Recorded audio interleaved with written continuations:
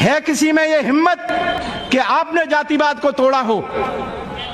है कोई यहां पर यह कह सकता हो कि वाल्मीकि और भंगी समाज के लड़के को अपना दामाद बना लूंगा? है कोई कोरी, है कोई चमार, है कोई भंगी जो कह सकता हो कि हम आपस में भाई हैं? ब्राह्मण से ज्यादा दुश्मन वाल्मीकि को चमार नजर आता है और कोरी को चमार नजर आता है।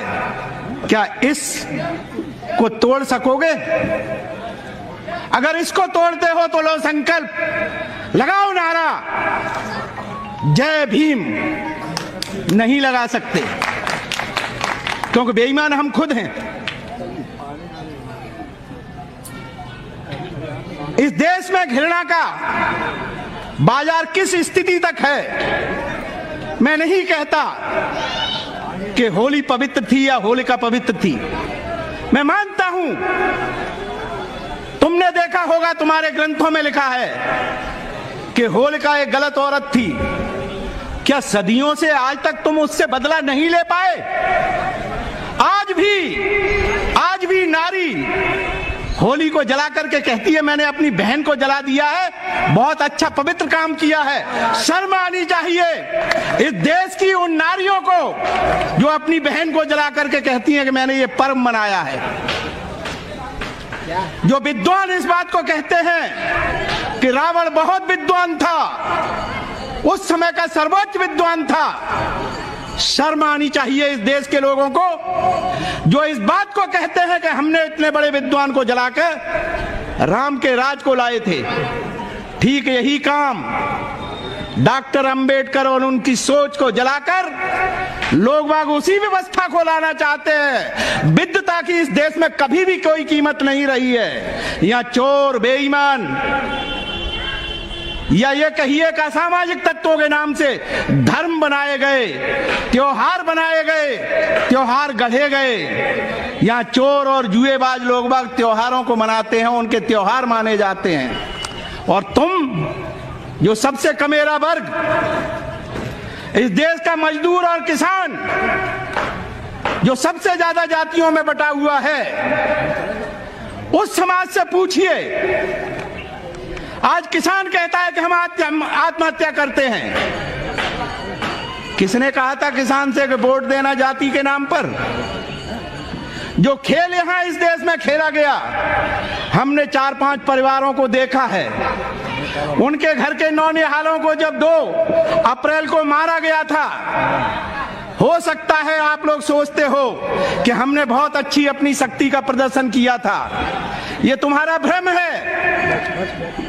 अभी भी आप झूठ पर खेल रहे हो। जो अनटचेबिलिटी एक्ट के तहत न्याय किया गया था, वो न्याय नहीं था, वो प्रायोजिक व्यवस्था थी आरएसएस और हिंदुत्व की, जिसमें एक तीर छोड़ा गया था सुप्रीम कोर्ट से, जिससे देश का दलित भड़केगा, ऑर्गेनाइज होगा, और क्योंकि वो अनटचेबिलिटी एक्ट के अगेंस्ट में होगा, इससे देश का किसान, अपने आप को हिंदुत्व कहा जाने वाला, वो सब ऑर्गेनाइज इसलिए हो जाएंगे कि चलो अब हमने इन चमार चूड़ों को एक तरफ करने, इन्हें हमें सबक सिखाना है। इसलिए पूरा हिंदुत्व एक हुआ और 1900 के चुनाव में, 19 के चुनाव में इसी आधार पर आपको कुचलने के लिए इस देश ने हिंदूवादी शक्तियों को मजबूत किया, जिसका परिणाम आज आप देख रहे हैं। आज हम तो मजदूर,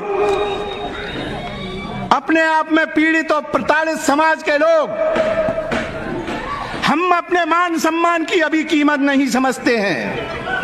अब तो हमने अंगड़ाई लेना शुरू किया है। अब हम अपनी आजादी की लड़ाई इन नौजवानों के भरोसे लड़ना चाहते हैं। बाबा साहब डॉक्टर अंबेडकर जब थे, हमारे पास ये पढ़ा हुआ नौजवान नहीं था, हमारे पास ये बहनें नहीं थी जो अपने आप में ये सोच सकती कि सम्मान क्या होता है, धर्म क्या हो सकता है, शिक्षा क्या होती है, विकास क्या होता है, अच्छे तरह से रहना खाना पीना क्या होता है, ये हमारी उस समय की माताएं बहनें नहीं समझती थी। आज हम ये जान गए हैं कि आजादी का अर्थ क्या होता है।